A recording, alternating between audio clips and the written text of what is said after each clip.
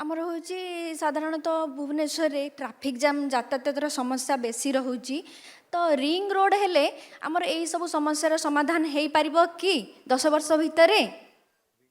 Ring road हेले sir ring road यातायात समस्या रही से पचार ट्रैफिक यातायात जाम, सुविधा पे यातायात समस्या यातायात किछि समस्या यातायात तो बहुत हो गला माँ रिंग रोड को लागी कि किछि नहीं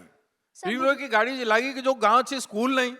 सर भुवनेश्वर भितर कौन हो ना ट्रैफिक जाम रो बहुत समस्या बे बढ़ी गलानी जेतु लोक संख्या बढ़िला गाड़ी संख्या बढ़िला ए तो आमे सरकार निजे रो traffic वर्तमान समस्या- मैडम ए सरकार रे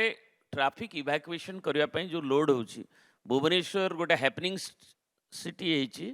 एवं सेथिरे ease of living world bank भी थरे ताको अप्रिशिएट करथिला गला 7-8 वर्ष तळे एवं ताकू समस्ते आछंती ए सरकार भी 17% अर्बानाइजेशन को 36 सुधा 40% अर्बानाइज करिवो बोली लक्ष्य रखिछि किंतु भुवनेश्वर जोटा आपण कहले स्मार्ट सिटी कहूचे ସେଇଠି गोटे भात हांडी चेपिला भाया जना जाउछि ताकू इवैक्यूएट करबा पई लोक एवं ताकू आम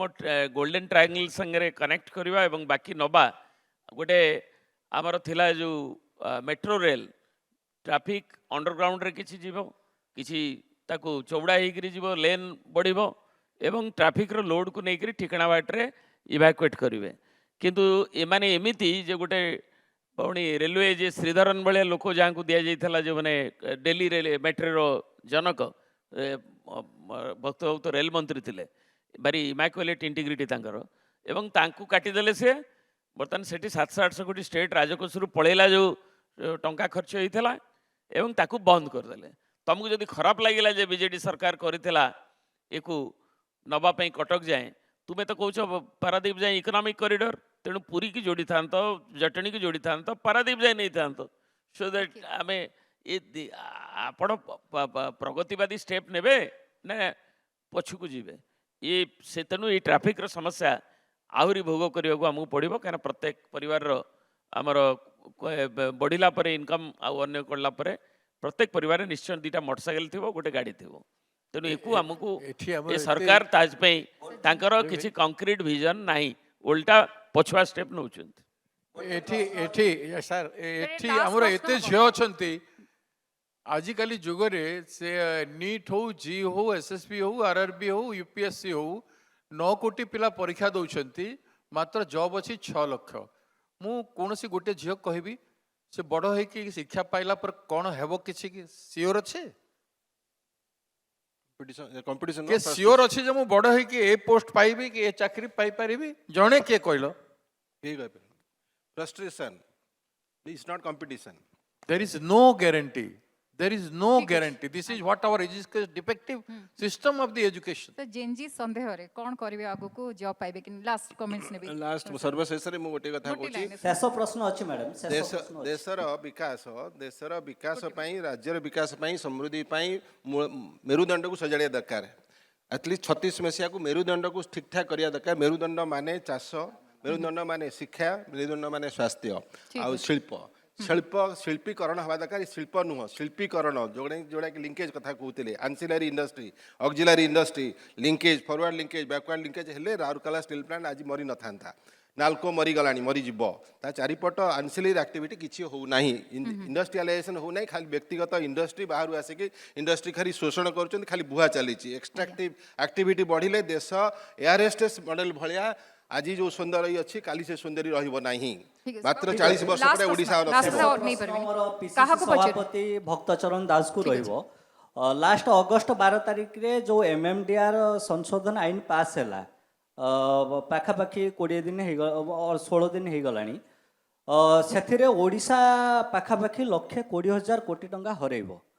केवल ओडिशा नुहे ओडिशा सहित झारखंड हरइबो जोटा खनि प्रवण राज्य बिहार हरइबो कर्णाटक जो मैंने अच्छा किंतु मु देखुली आपणकर विरोधी दल नेता हूँ मल्लिकार्जुन खड़गे हूँ राज्यसभा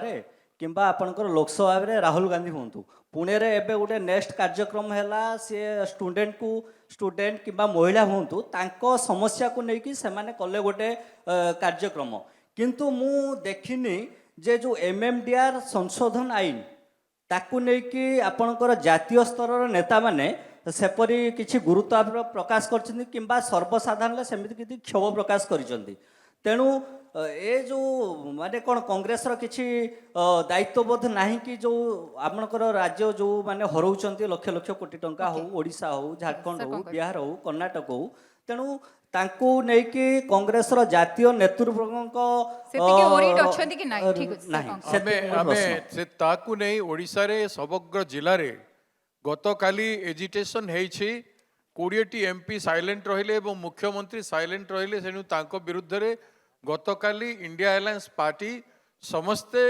ଏଜିଟେସନ୍ କରିଛନ୍ତି ଏବଂ ଆମେ ବିଭିନ୍ନ ଡେଟ୍ ଘୋଷଣା କରିଛୁ। ଜନଜାଗରଣ କାର୍ଯ୍ୟକ୍ରମ ଆରମ୍ଭ ହେଇଛି। ସବୁ ଖଣି ଖଦାନ ବନ୍ଦ ହେବ।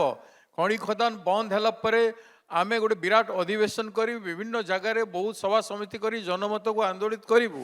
ଏବଂ ହାଇକମାଣ୍ଡକୁ ମଧ୍ୟ ଆମେ ଲେଖିଛୁ। ସାର୍, ସେଇ କଥା ଆମେ ମୁଁ କହୁଛି। ଆମେ ଠିକ ଦିଲ୍ଲୀ ଅଛି, ବାବା, ଆଉ ଡେଲିଗେସନ ନେଇ ମୁଁ ପାରିବିନି। କହୁଛି ଓଡ଼ିଶା କଂଗ୍ରେସ ଯୋଉ ପଦକ୍ଷେପ ନେଉଛନ୍ତି ତାହା ସ୍ୱାଗତ ଯୋଗ୍ୟ, କିନ୍ତୁ ରାହୁଲ ଗାନ୍ଧୀ ହୁଅନ୍ତୁ କିମ୍ବା ମଲ୍ଲିକାର୍ଜୁନ ଖର୍ଗେ ହୁଅନ୍ତୁ, ଏତେ ବଡ଼ ପ୍ରସଙ୍ଗ ଓଡ଼ିଶା ସହିତ 4-5ଟି ରାଜ୍ୟର ଯୋଉ ପ୍ରମୁଖ ପ୍ରସଙ୍ଗ ତାକୁ ନେଇକି ଚୁପ୍ କାହିଁକି? କୌଣସି ପବ୍ଲିକଲି ଆପଣ ଦେଖିବେନି ଗୋଟେ ବଡ଼